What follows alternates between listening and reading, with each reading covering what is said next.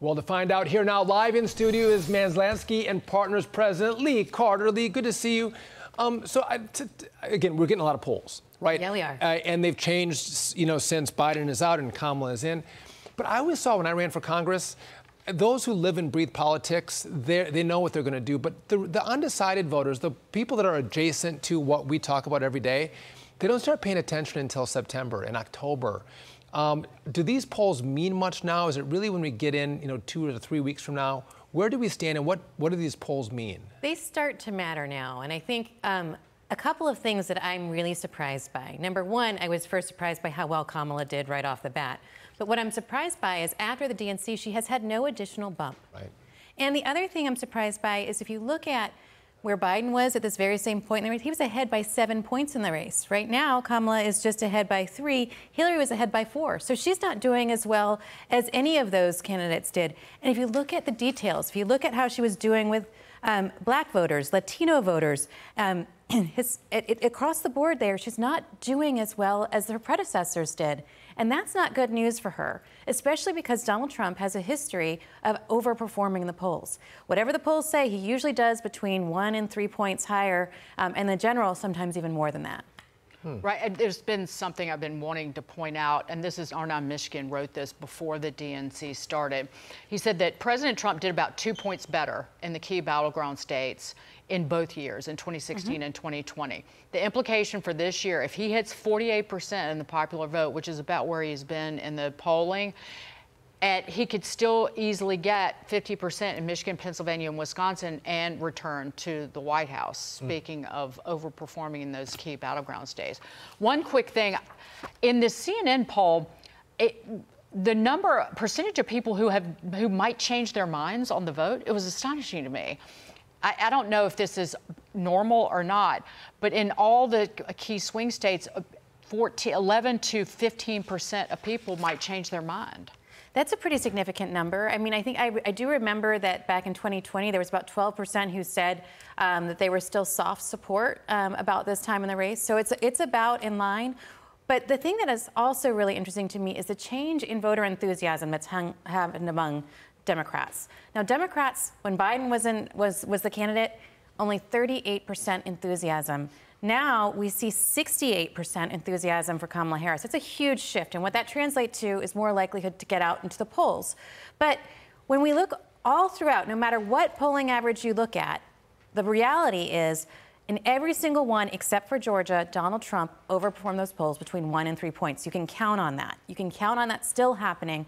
And I'm sure, having talked to voters, there's many voters out there who say, you know what? I don't really like the man. And he even said this last night in his interview with Hannity. I don't really like the man, but I've got to vote for him anyway. And it's hard to know what you're going to do until you're in that moment. What am I going to do? I'm going to vote for him. And I don't think it's that people are ashamed. In some cases, that is the case. But I think there's a lot of people who are like, you know what? Am I really going to do this? Because there's societal pressure not to.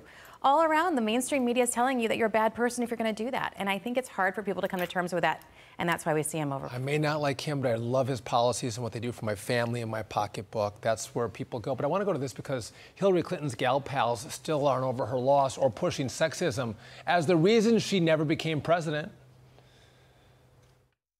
Do you think that America's evolved, watching what we witnessed in 2016 and the role particularly that sexism played then? Have we evolved to have women in leadership roles in this country? And if not, what do you think still needs to change?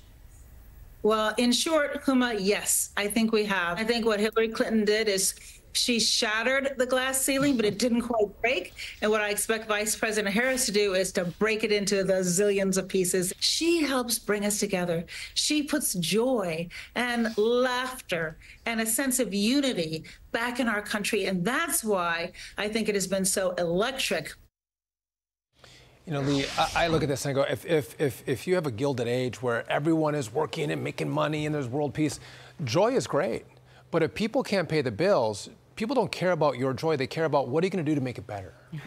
I think it's fair, but I think, you know what, to be, in all honesty, as a pollster, as someone who tracks messaging, Kamala's shift in messaging has been really smart. She's gone from this fight against democracy to now we're going to fight for our freedoms. Suddenly we're fighting against evil, and now we're fighting for ourselves. It's really, really smart. And the idea or the notion that that Hillary Clinton lost because of sexism is absolutely egregious, because you know what Hillary Clinton lost? Because she had no message. She had no winning vision. Do you remember what it was? It was Hillary for America. Do you remember what her signature policies were? There were 120 of them. Nobody knew what she was all about. The only thing that people could say is that I'm voting for her to be the historic first woman president.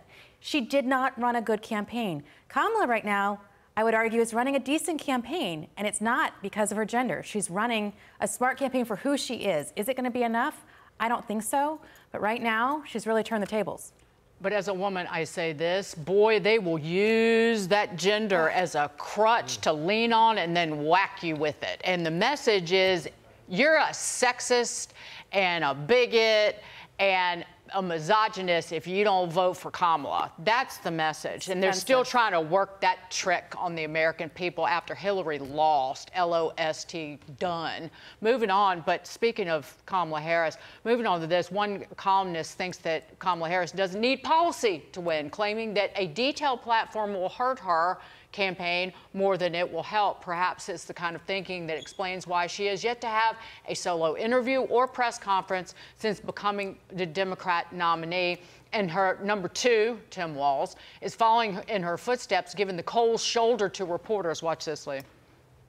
Governor, are you going to take any policy questions?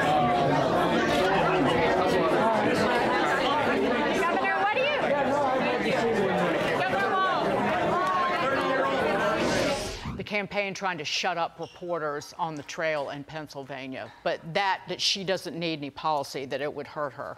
Well, I'm not sure that I agree that that's true, but I'm not sure that from a campaign perspective it's wrong, because the more that she talks, the more she talks about policy, the more she loses. In fact, people start to realize how far left she is.